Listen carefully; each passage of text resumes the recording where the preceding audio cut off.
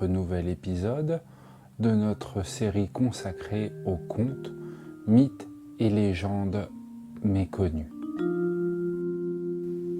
N'oubliez pas, si cela n'est pas déjà fait, de vous abonner à la chaîne et de cliquer sur la petite cloche des notifications pour être alerté de toutes les nouvelles vidéos.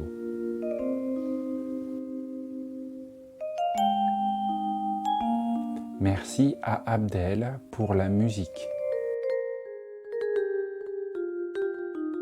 Vous allez pouvoir écouter aujourd'hui un nouveau conte dit par Nasreddin.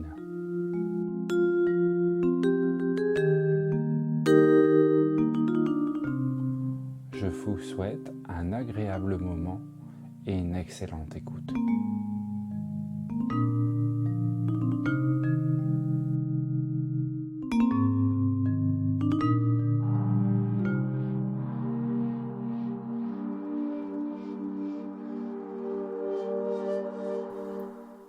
Le Bouddha des singes.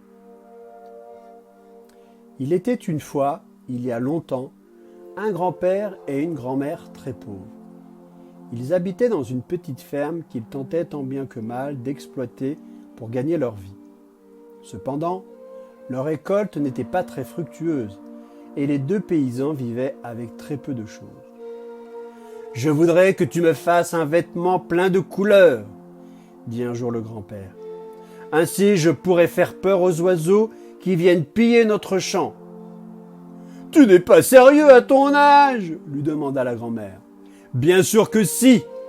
Ils vont voir à qui ils ont affaire. » La grand-mère, peu convaincue, fit tout de même ce que son mari lui demandait et quelques jours plus tard lui fit enfiler une large tunique multicolore. Aussitôt, le grand-père prit un grand bâton et se dirigea vers son champ. Il vint se placer au centre de ce dernier et attendit sans bouger. Quelques minutes plus tard, des oiseaux arrivèrent et ne se préoccupant pas du vieillard, ils picorèrent les cultures. Le grand-père gesticula et se lança à leur poursuite. Il eut bien du mal à les faire fuir, mais y parvint malgré tout. Au bout de 2 heures, fatigué de courir partout à travers son champ, il s'arrêta en bordure de celui-ci et décida de prendre quelques minutes de repos. Il s'assit dans l'herbe, détendit ses jambes endolories. Malgré ses efforts, il s'endormit rapidement, toujours assis, sa tête retombant sur sa poitrine. Quelques minutes plus tard, alors que tout était calme, un groupe de singes surgit de la forêt et s'approcha du champ en criant. Ils s'arrêtèrent près du vieil homme, endormi, et l'observèrent curieusement. « Qu'est-ce cela ?» demanda l'un des singes. « On dirait un Bouddha !» s'écria le singe le plus jeune. « Emmenons-le chez nous !» clama le plus âgé. À ces mots, le groupe entier d'animaux entourèrent le vieillard et le saisissant, le souleva du sol, l'emporta dans la forêt. Le vieillard ne se réveilla pas tout d'abord.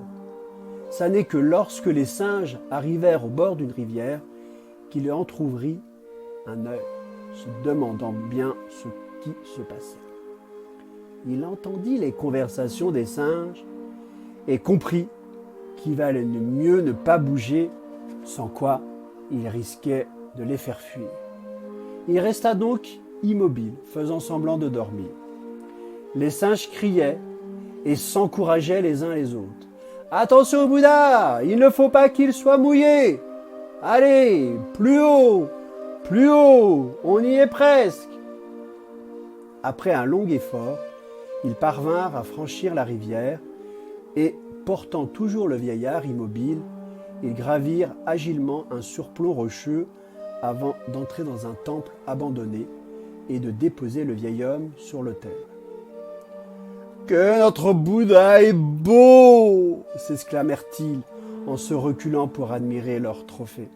« Offrons-lui ses fruits et des bijoux en gage de notre admiration. » Les singes les plus âgés s'avancèrent et déposèrent au pied de l'autel des paniers de fruits et de pierres précieuses. « Allons chercher d'autres offrandes pour notre Bouddha !» s'écrièrent les autres singes en courant vers la sortie du temple.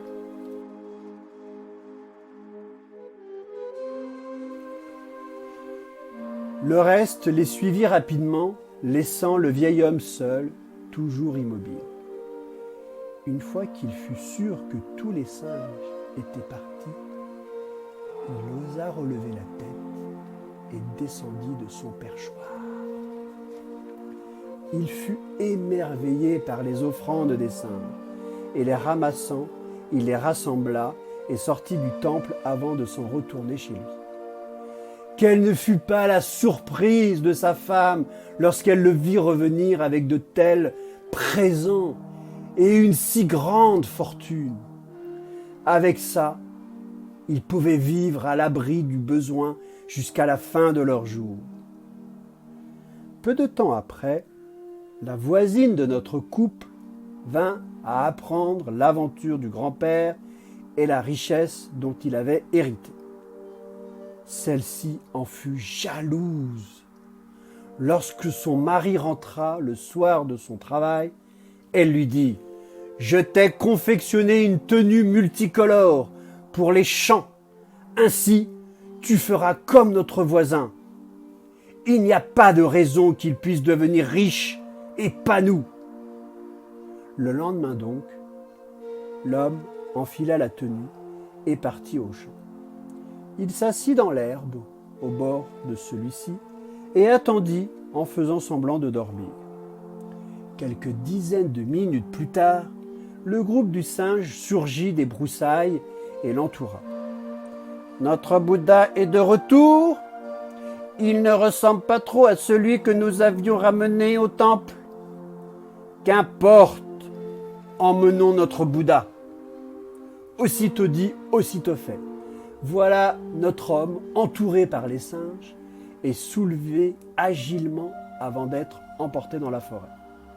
Il resta immobile, faisant toujours semblant de dormir, mais ne pouvait s'empêcher de sourire intérieurement en entendant les exclamations des singes. Lorsqu'ils arrivèrent à la rivière, ils la traversèrent tout en criant « Attention au Bouddha! Il ne faut pas qu'il soit mouillé! Allez, plus haut, on y est presque !» En entendant les encouragements et les cris des singes, l'homme ne put s'empêcher de sourire, puis d'éclater de rire tellement il les trouvait drôles. Les singes, en l'entendant rire, s'immobilisaient de surprise. « Ça n'est pas notre Bouddha, c'est un imposteur. Malheur à l'imposteur !» Ils jetèrent dans la rivière l'homme, toujours hilar, et en un clin d'œil disparurent dans la forêt. L'homme, que sa baignade forcée avait calmé immédiatement, s'en revint penaud chez lui. Sa femme l'y attendait en imaginant déjà les magnifiques robes qu'elle pourrait acheter avec les trésors de son mari. Lorsqu'il arriva chez lui, l'homme ne put que raconter sa mésaventure, et sans les tenues que leurs voisins venaient de leur offrir, ils eurent dû vivre nus.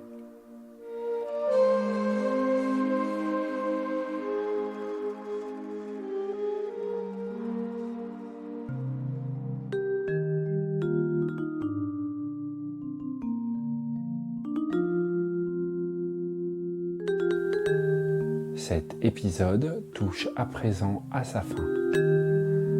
J'espère que vous avez passé un agréable moment. Et je vous dis à tout bientôt pour un nouvel épisode.